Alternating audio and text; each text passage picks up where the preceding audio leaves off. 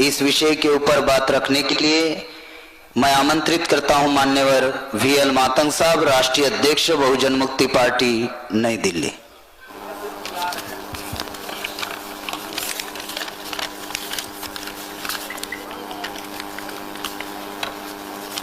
साथियों, सबसे पहले जिन महापुरुषों ने हमें आजाद करने के लिए अपनी जिंदगियां लगाई, उन सबका अभिवादन करते हुए और देश भर से आए हुए बामसेव और बामसेव के सभी ऑफशूट ऑर्गेनाइजेशनों के पदाधिकारी, कार्यकर्ता, शुभचिंतक, इन सबको अभिवादन करता हूं। साथियों, मीडिया के ऊपर बामसेव ने 1993 में एक विषय चलाया था। 15,000 कार्यक्रम हम लोगों ने लिए थे और वो विषय था ब्राह्मण बनिया प्रचार माध्यम केवल सूचनाओं का तंत्र नहीं है, बल्कि मूल निवासी बहुजन समाज के मन और मस्तिष्क को नियंत्रण करने वाला षड्यंत्रकारी साधन है। 93 में ये विषय चला था कि मूल निवासी बहुजनों के मन और मस्तिष्क को नियंत्रण करने वाला षड्यंत्रकारी साधन है।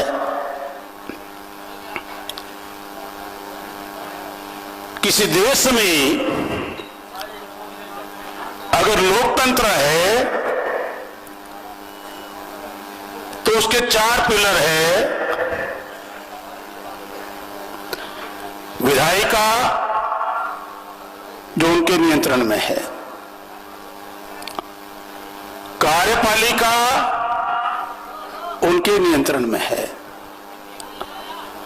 और न्यायपालिका भी उनके नियंत्रण में है। न्यायपालिका भी दोहरा मापदंड अपनाती है, चाहे सोशल मीडिया हो या प्रचार मीडिया हो। मैं सबूत के तौर पर आपको बताना चाहता हूं,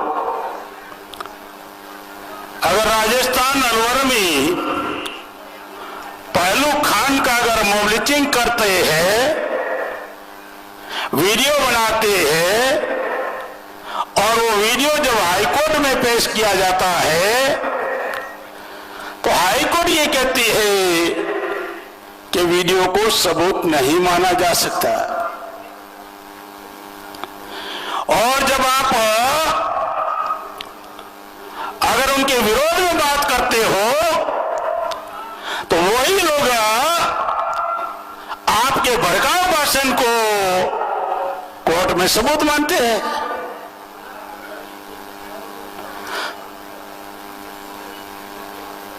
झारखंड में तोरेज अंसारी को मारा गया, वीडियो को सबूत नहीं माना गया। पहलू खान को मारा गया, कोर्ट ने कहा वीडियो को सबूत नहीं मानते। तो जब कोई भाषण करता है, भड़काऊ भाषण कहते हो, तो तब आप वीडियो को सबूत कौन से आधार पर मानते हो? दोहरा कैरेक्टर है इस देश में। जिनसे आप न्याय की उम्मीद करते हो, उनका इस देश में दोहरा कैरेक्टर है। और चौथा जो लोकतंत्र में सबसे बड़ा हथियार होता है, जनता के पास जो सबसे बड़ा हथियार होता है वो प्रचार माध्यम होता है।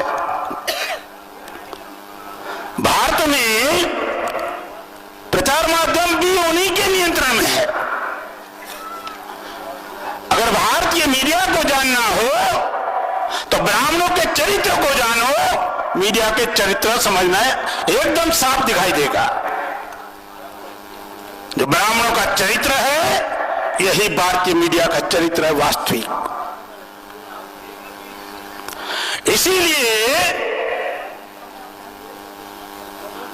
प्रोफेसर लास्की का यह कहना है, उन्होंने किताब लिखा a grammar of politics. Professor Laski ने किताब लिखा है ए ग्रामर ऑफ पॉलिटिक्स। उस किताब में लिखा हुआ है जिस समाज में विश्वसनीय मतलब ट्रस्टेड मीडिया ना हो, विश्वास पात्र मीडिया ना हो, वहां लोगों की स्वतंत्रता का कोई आधार मायने नहीं रहता।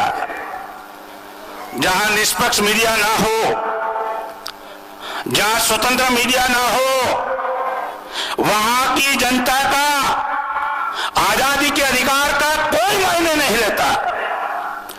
ऐसा प्रोफेसर लास्की का कहना है। और बाबा साहब अम्बेडकर ने मीडिया के संदर्भ में कहा कि प्रेस का कोई ऐसा विशेष अधिकार नहीं है कि जिसे व्यक्तिगत तौर पर वो इस्तेमाल करे। मीडिया के नियंत्रणकारी लोग हैं, ब्राह्मणवादी लोग हैं, जिनके नियंत्रण में मीडिया है, वो अपनी व्यक्तिगत स्वार्थ पूर्ति के लिए मीडिया का इस्तेमाल करे। ऐसा भारत के संविधान ने उनको कोई विशेष अधिकार नहीं दिया गया है। बाबा साहब अम्बेडकर का कहना है मीडिया के लिए भी जिम्मेवारी फिक्स है, जवाबदेही है। लेकिन भारत में मीडिया जवाबदेही है नहीं मीडिया की। जैसा मन लगे, जैसा ठीक लगे ऐसा जजमेंट देते हैं। पहले तो क्या करते हैं, सबसे पहले उनका चरित्र जानना है तो ब्राह्मण मनिया मीडिया आपके इश्यू को ब्लैकआउट करते हैं, बिल्कुल उसकी दखल ही नहीं लेते। दूसरा, अगर वो उनकी मजबूरी है जब ब्लैकआउट नहीं कर सकते तो ब्लैकमेल करते हैं। ब्लैकमेल का मतलब आपका मिस इंटरप्रेट करेंगे और लेबल फिक्स करते हैं। कभी राष्ट्रद्रोही का, कभी आतंकवादी का, कभी नक्सलवादी का। समाज से कट ऑफ करने के लिए आपके ऊपर लेवल फिक्स करेगा। भारतीय मीडिया का चरित्र बता रहा हूं मैं। आपको समाज से अलग करने के लिए आपके ऊपर लेवल थोप देगा। Urban naxalite.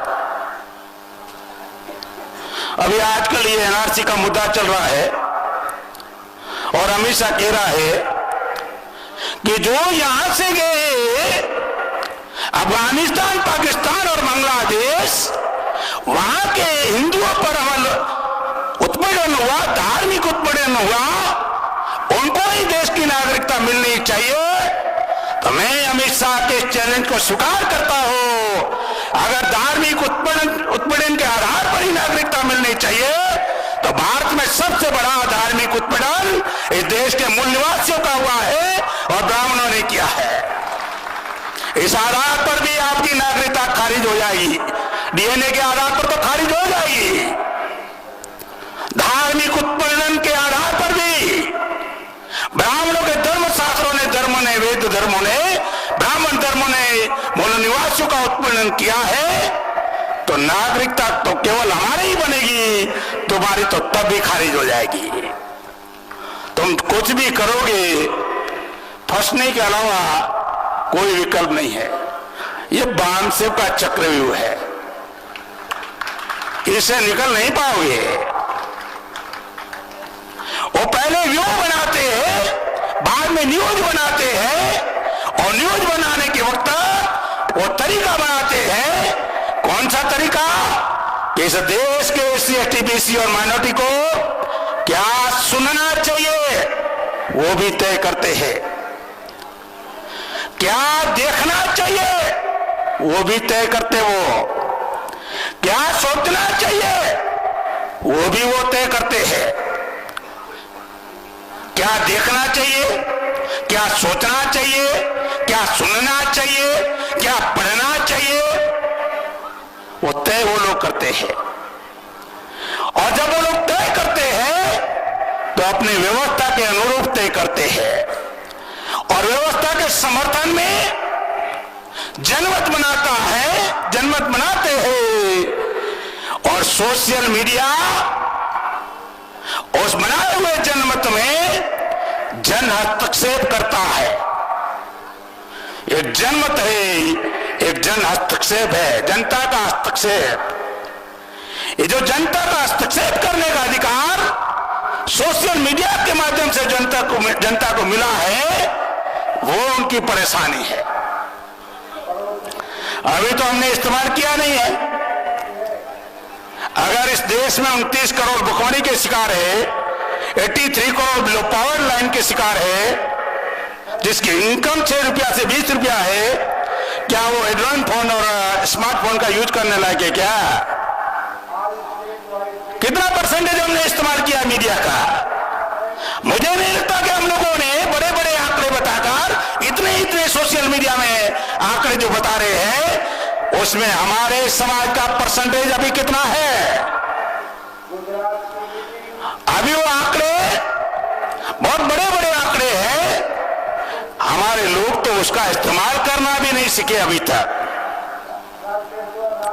और अगर इस्तेमाल करना सीखे तो इस देश की क्रांति कोई रोक नहीं सकता।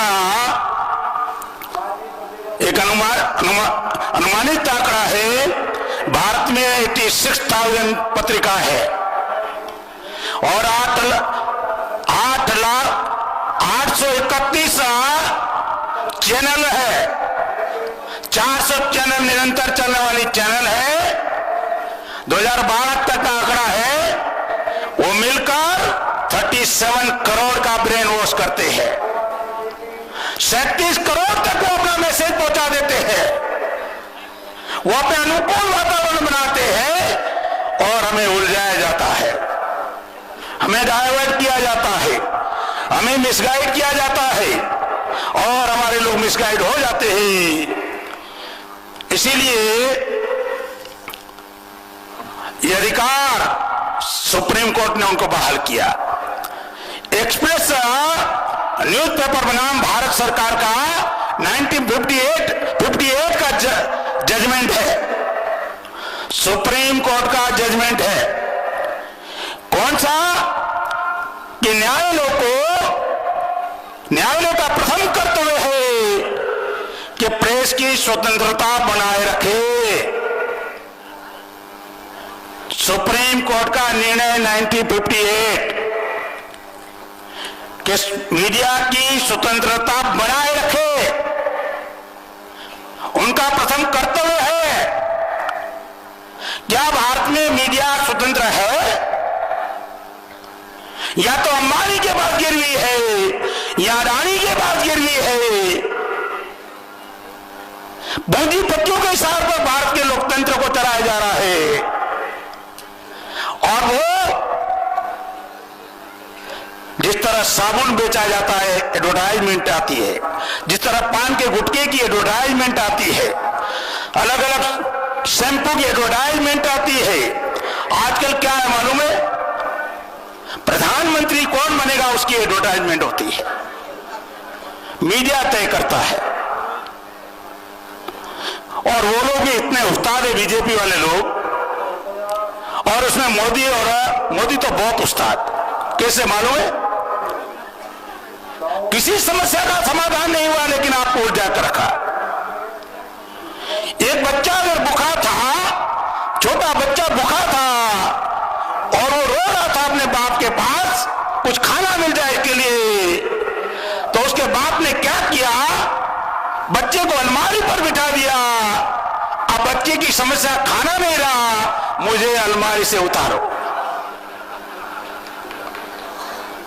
ये चढ़ा देते अलमारी पर, एनआरसी की अलमारी पर, सीएबी की अलमारी पर, और फिर महंगाई दब जाती है, ईवीएम दब जाती है, सारे मुद्दे, बेरोजगारी दब जाती है, अलमारी पर चढ़ा दिया ना। और मीडिया इसमें सबसे बड़ा रोल करता है। मीडिया इसमें सबसे बड़ा रोल करता है। इस मीडिया को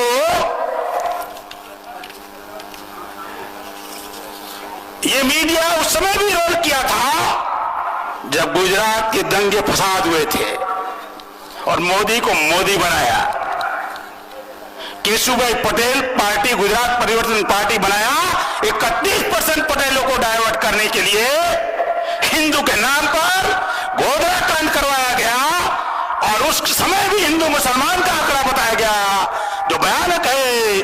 सरकारी आंकड़ा है 1577, 1577 लोग अरेस्ट हुए। उसमें बनिए केवल 2 थे, क्षत्रिय 1 था और ब्राह्मण 0 था। और मरने वालों की जो संख्या है, मरने वालों की संख्या में 2189 में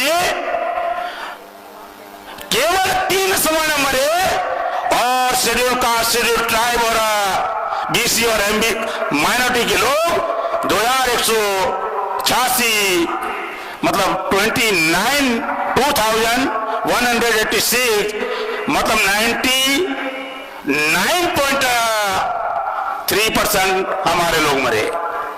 लेकिन मीडिया ने उसको 16 साल मुख्यमंत्री बना दिया, हिंदू सम्राट। ये मीडिया का कमाल है।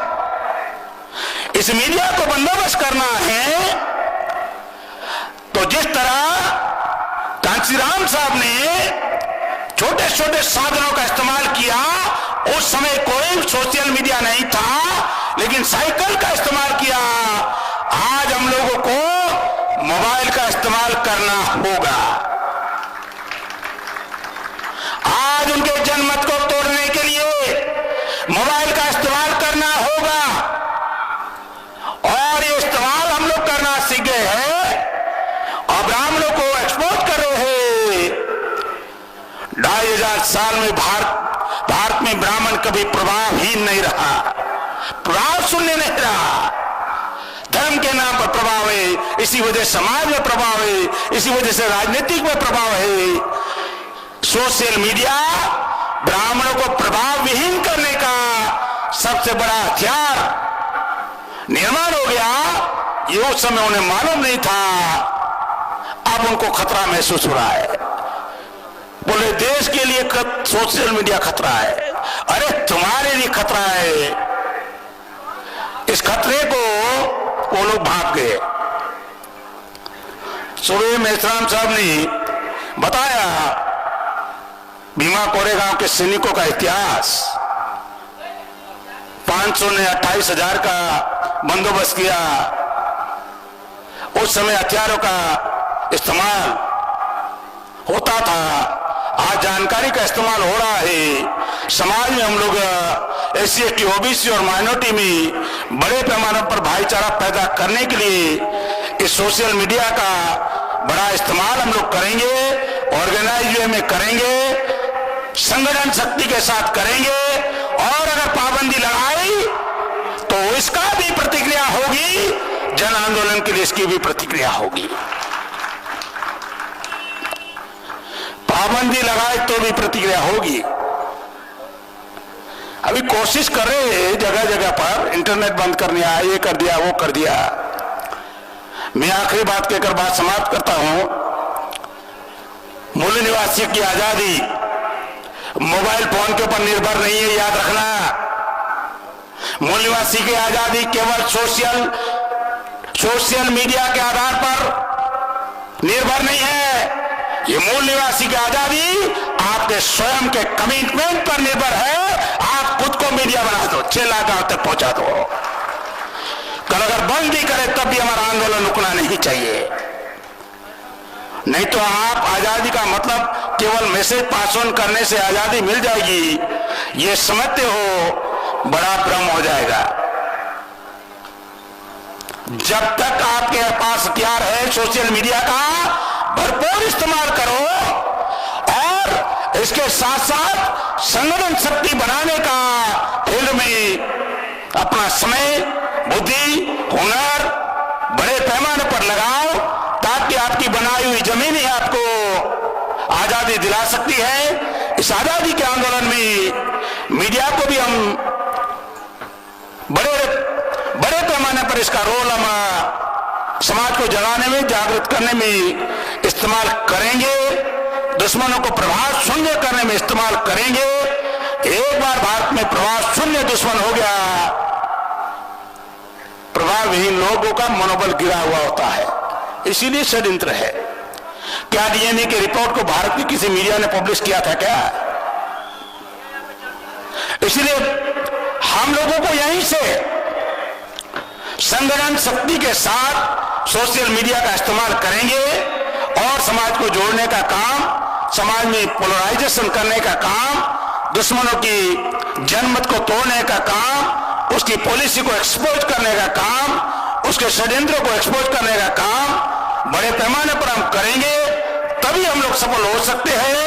केवल डाटा अगर हम कलेक्ट कर इधर आंकड़े देते रहेंगे, डाटा सुनना अच्छा लगेगा लेकिन ऑब्जेक्ट पूरा नहीं होगा। इसके लिए ऑब्जेक्ट थिंकिंग के आधार पर सोशल मीडिया का इस्तेमाल करो। टाइम पास के लिए सोशल मीडिया का इस्तेमाल मत करो। आपके उद्देश्य पूर्ति के लिए आप सोशल मीडिया का इस्तेमाल करोगे। इसी आशा और विश्वास के साथ आपने मेरी बात ध्यान से सुना, इसके लिए मैं आपका आभारी हूं। धन्यवाद। जय मूलवासी। धन्यवाद वीएल मातंग साहब, राष्ट्रीय अध्यक्ष बहुजन मुक्ति पार्टी नई दिल्ली। इस प्रबोधन सत्र को कंक्लूड करने के लिए मान्यवर कुमार काले सर, राष्ट्रीय प्रभारी सोशल मीडिया फील्ड।